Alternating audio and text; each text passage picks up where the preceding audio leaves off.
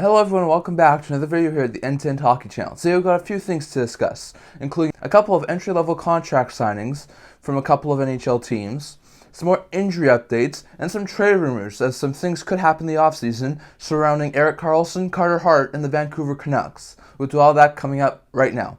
Hello and welcome to another video here at the End-to-End Hockey channel.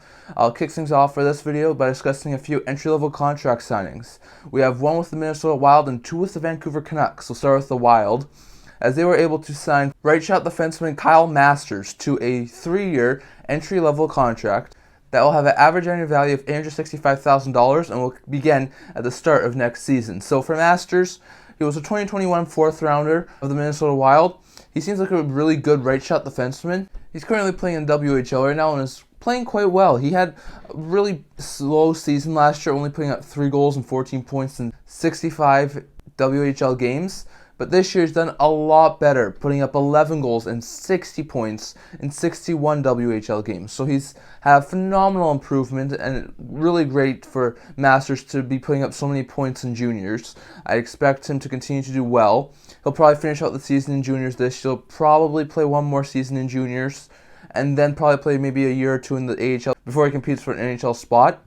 But I think in time, Masters could definitely have a shot at being a really good third pair defenseman for the Minnesota Wild. And it's another defenseman they add to their good decor with guys like Kalen Addison, Carson Lambos, Ryan O'Rourke, Damon Hunt. They have a lot of defensemen on that team right now. So getting some more added depth with another prospect signing is really good.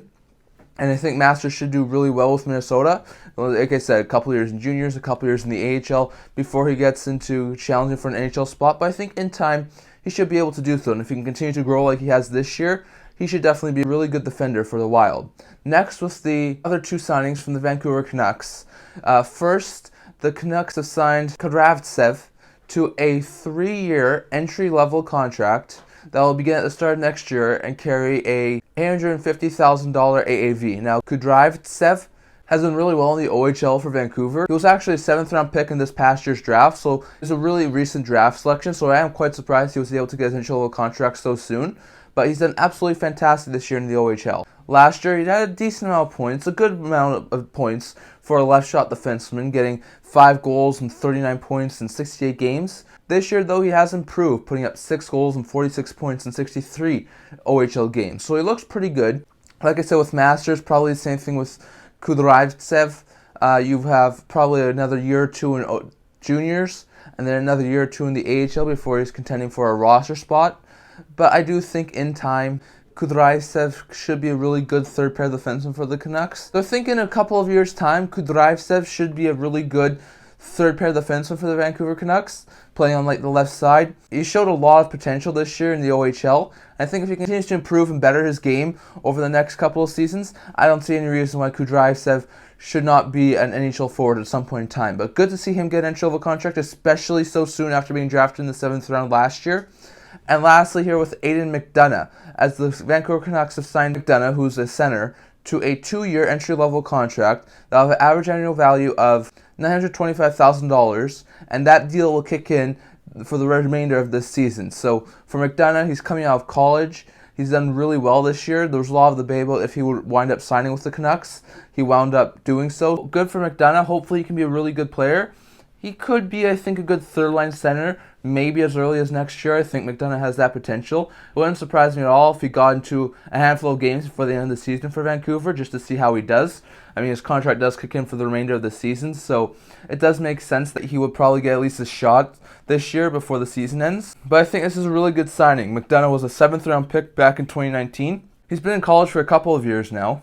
Had an outstanding season last year, putting up 25 goals, 39 points, and 38 games. This year, a bit better, but hasn't been as productive with the goal scoring, only having 20 goals, but had 38 points in 34 games. So still, McDonough's been doing really well over in college. I think he should be able to get into a bomb 6 role with the Canucks maybe as early as the remainder of this season.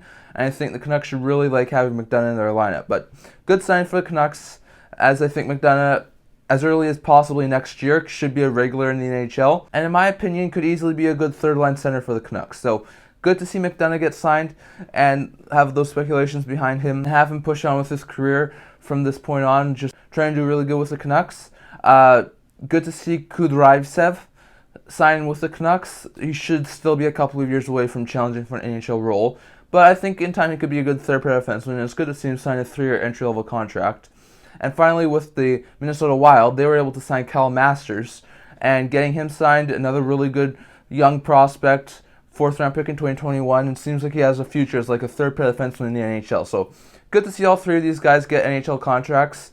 I would expect that McDonough is the closest one to making the NHL, but I think in time, Masters and Kudryavtsev should definitely make the NHL as well. So good to see all three of these guys get signed. That's all the signings I want to get to. Next, we go over to the injury update part of the video. A few injury updates here. Start with the Anaheim Ducks. The Anaheim Ducks have announced a couple of injuries, as Urho Vainakainen has suffered a hip injury and is going to be out for the rest of the season, the next around 6 months due to it. As for Anthony Stolarz, his injury's been updated, and he's going to be out the next 2 months with a knee injury. So for Stolarz, he's been out for the last month and a half due to injuries. It's been really hard for Stolarz to try and get into game action. This injury has paved the way for Dostal to get some NHL time, which I know the Ducks really wanted, but still not exactly a great news for the Ducks. So hopefully Stolarz can get back soon. With the Ducks not looking like they're going to be trending towards the playoff spot, it's quite likely that the 2-month timeline puts them to the end of April, at which point the season's ended. So it's quite possible that Stolarz is done for the season, and he's in the final year of his contract too, so it's quite possible that he's already played his last game as a Duck. So bad news for Stolarz. Hopefully he can recover, have a good training camp, a good offseason, maybe get a new contract elsewhere, and show he can still be a really good backup goaltender. But just bad news for Stolarz. Really awful news for Vainakainen. To lose Vainakainen is not good. He started the season in injury reserve as well, so not great news. He's a good young top 4 defender for the Ducks, maybe top 6 defender, but still a really good young piece. He was the big piece of the Hampus Lindholm trade that came over from Boston last year, so to see him go down with another injury is not great. The 6 months timeline puts him out until probably around training camp, maybe the start of the season next year, so not great news for Vainakainen. Hopefully his recovery goes really well and he's back on the ice before the season starts, but it is quite possible he could miss at least the very beginning of the season next year due to the injury. So not great news for either players. They're both likely done for the season, and hopefully they can recover and do well and maybe get back into game action next year, as it just seems that with the Ducks not doing well this year and most likely going to miss the playoffs, both of those guys have already finished their season and will have to try and recover from their injuries and get back into game action next season. Next is the Avalanche. They've had a couple of injury updates, as Curtis McDermott has a lower body injury and he's out day-to-day due to it, and Artturi Lehkonen has a finger injury that's going to keep him out of action for the next 5 weeks. So not great news for the Avalanche. They've already dealt with a plethora of injuries this year. McDermott's not the worst of losses. He's a good third-pair defenseman with guys like a Manthan and Eric Johnson out right now. He's been definitely playing really good, valuable third-pair minutes. But still, he's not the worst of losses for the Avalanche. They should still have enough players to make do, and McDermott's not the best of defensemen, but still, with the other guys injured right now and how big of a role he was playing, it's going to be hard for the Avalanche to make do without him for now. He is only day-to-day, so I would expect him back within the next game or two, maybe week. So it shouldn't be too long for McDermott, but losing him with the battered-up decor they have right now is not great news. The worst one is Artturi Lehkonen. The finger injury is going to keep him out for the next 5 weeks. That's going to put him to mid to late April, so he's probably going to miss the rest of the regular season and maybe the start of the playoffs as well, so not great news. Lehkonen has been a really good top 6 forward this year for the Avalanche, especially with a guy like Gabriel Landeskog being out for the season so far, so not great news for the Avalanche to lose a good young player like Lehkonen. Hopefully he can recover. He's maybe a little bit ahead of his timeline. Maybe he gets back before the season ends, but it just doesn't look good. So not great news for the Avalanche to lose Lehkonen and McDermott. McDermott doesn't look too serious and he should be back soon, but the Lehkonen injury is definitely hard. And if he's out for any significant period of time in the playoffs and Landeskog's still out, that's going to be a huge blow to the Avalanche's top 6 going into the playoffs. Next, with the Edmonton Oilers, they've had a couple of injuries, as they have gotten Evander Kane back off of his injury, but have lost Zach Hyman due to an injury. Now for Kane, he'd been out for about 2.5 weeks after coming off of a long 3-month layoff due to that wrist injury that he suffered back in late November. He was back for a couple of weeks, and then he's missed the past 2.5 weeks. So it's really great to see him get back in the game action again. Kane's a huge piece of that top six for the Oilers. He was dealing with an upper body injury, so just good to see Kane get back and he's healthy. He should continue to be a really valuable power forward for the Oilers and should continue to help that team, and especially with the loss of Zach Hyman, as Hyman has suffered a undisclosed injury and is going to be out for an unknown period of time due to it. So not great news for Hyman. Hyman's a really, really good middle six forward for the Oilers and is having one of his best seasons ever. So really, really bad to see Hyman go down. But the loss of Hyman is probably going to be really closely offset to the addition of Kane. So really great to see Kane back after 2.5 weeks off. He's missed a lot of the season this year, but to get him back into the game action is good, and he should definitely continue to play well with a guy like McDavid or Draisaitl. But the loss of Hyman is not really great, and hopefully, even though it's an unknown period of time, we don't really know how long he's going to be out. Hopefully it's not too long, it's only like a week or two for Hyman, and he can get back into game action in the very near future. Next with the New Jersey Devils, they've lost a couple of bomb six forwards for the time being, as both Nathan Bastian and Miles Wood are out right now due to upper body injuries, and are going to be out for different periods of time. For Bastian, he has the upper body injury. He's going to be out day right now. So not too much of a significant injury for Bastian. He should be able to get back within the next week, I would expect, maybe 2 weeks. He's a really good fourth line forward and he's definitely played well for the Devils this year. So hopefully he gets back in the near future and he's not out for too long. But definitely not great news to see Bastian go down with an injury. As for Miles Wood, he's actually been a really good, productive top 9 forward this year. Probably not playing to the level his contract is, but still, he's playing really well for the Devils this year, and he's definitely played really well on the third line. So to lose him for any significant period of time is not good. He's going to be out for an unknown period of time with his upper body injury. So it looks like Miles Wood could definitely be out for a little bit longer than Bastian. So not overly great for the Devils. Hopefully Bastian can get back in the near future, as can Miles Wood, and they can both get back in game action for the Devils. But definitely really bad news to see both guys go down with injury. And hopefully, we know Bastian shouldn't be out for too long, but hopefully Wood isn't out either, as the Devils are still pushing for first in the Metro and could definitely use some good bomb six help like Wood and Bastian. And last with the Vegas Golden Knights, they've had a couple of injury updates, as Keegan Kolesar, Will Carrier, and Adin Hill are all out right now due to injuries. First with Will Carrier, he's going to be out with a lower body injury for an unknown period of time. So not great news for Vegas. Carrier's a really good bomb six forward. He's already missed about a week, so with the unknown period of time, it really does make it difficult to determine when he can be back, but hopefully it's not too long. Hopefully it's only like another week or two that he's out, but it's quite possible it could be longer. So really bad for Vegas to lose a bomb six forward like Carrier. Next, Adin Hill, who has an upper body injury, and he's going to be out day right now, so not great news. The Golden Knights did get Jonathan Quick at a deadline, and they have some really good goaltending depth due to some of their off-season acquisitions, but the problem is most of those players are injured. Leonard's injured, he's out for the season. Brossoit's injured right now. Logan Thompson's injured right now. Now Adin Hill is injured. You only have Jonathan Quick starting right now with Yuri Patera being their backup. So not overly great for the Golden Knights to have these guys injured right now. Hopefully Adin Hill can get back in the near future, and he's not out for too long of a period of time. It's only day, so hopefully he'll be back in the next week or two. But to lose Hill is not great, especially with that goaltending core so beat up right now. And hopefully Hill can get back in the near future and he's not out for too long. And lastly, Keegan Kolesar, who's also dealing with upper body injury right now, and is also day. So with a guy like Will Carrier currently injured, it's not great news to see Kolesar out. Both these guys are really good bomb six forwards, and I would expect them to continue to do really well when they get back, but to see them go down with an injury right now is not really great. So hopefully Kolesar and Carrier can get back in the very near future and they're not out for overly long period of time.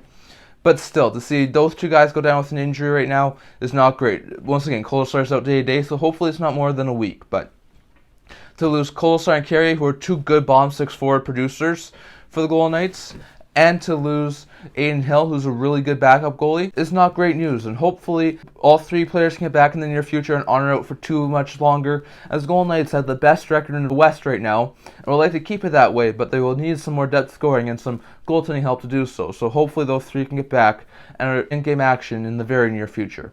Now that's all the injury updates I want to talk about for today.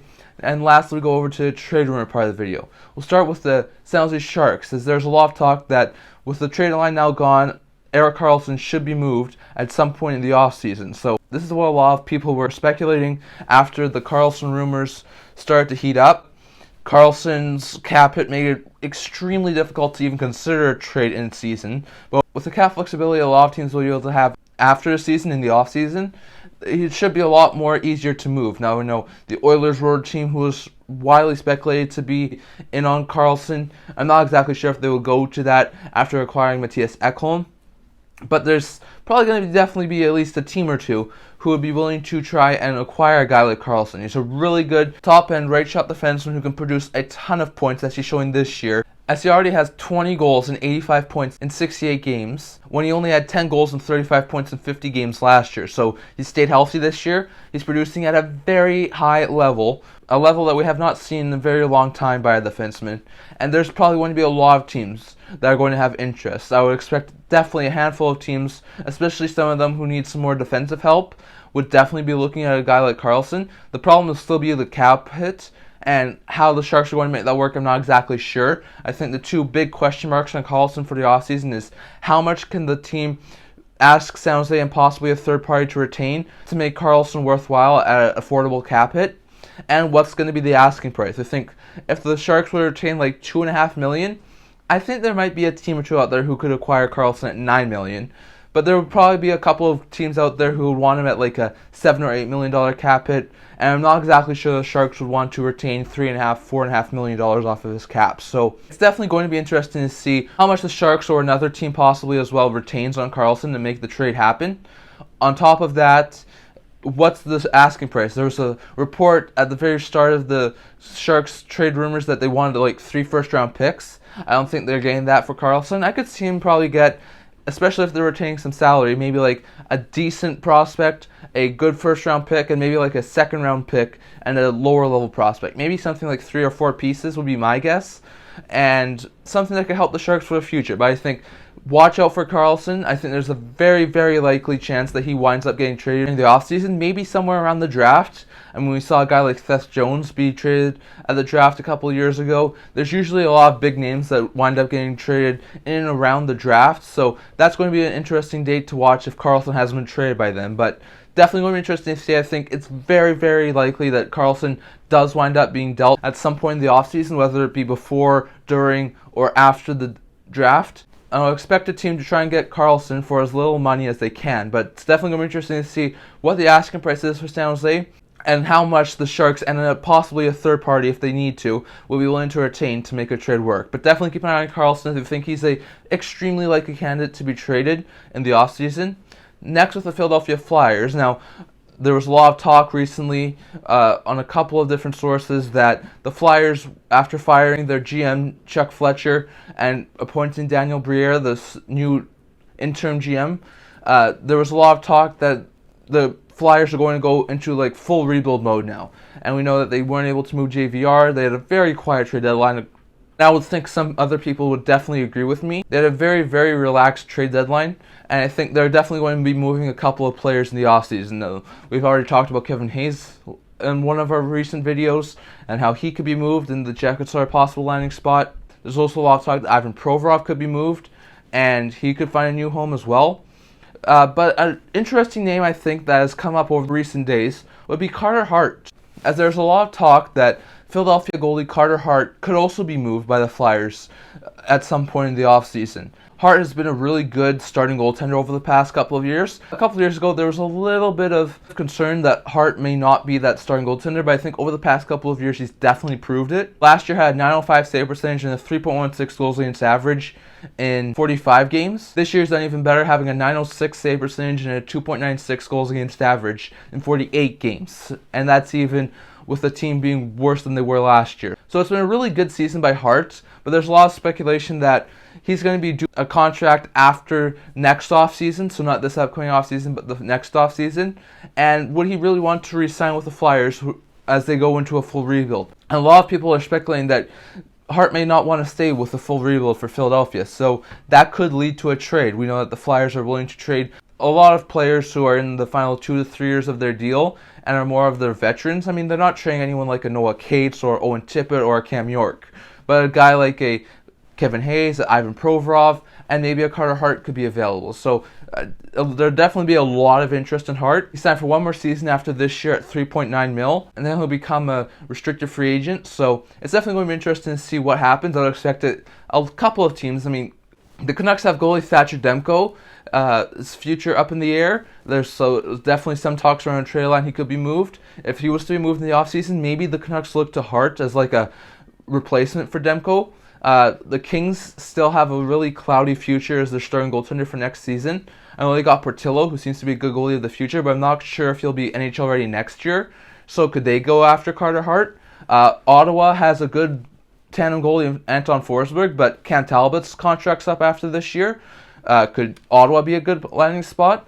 I know this will be a really difficult trade to do because they're really close division rivals, but Pittsburgh has Tristan Jarry being an unrestricted free agent. If they don't sign him, could Pittsburgh try and acquire Hart? I think there would be a ton of teams who would have interest in Carter Hart, and I think if the Flyers were to trade him, they could probably get a decent package. I could see like a first-round pick, a decent prospect, or maybe another pick or prospect be included in a Hart trade. So definitely going to be interesting to see. I think the Flyers are going to have one of the more busier off seasons of some of these NHL teams, and they're going to be a really big sellers. So maybe in and around the draft, same like Karlsson, maybe just after, sometime before free agency or during free agency, look for Carter Hart's name to be in trade talks. As there's a lot of speculation right now that seems like Carter Hart probably doesn't want to remain with the Flyers in a rebuild.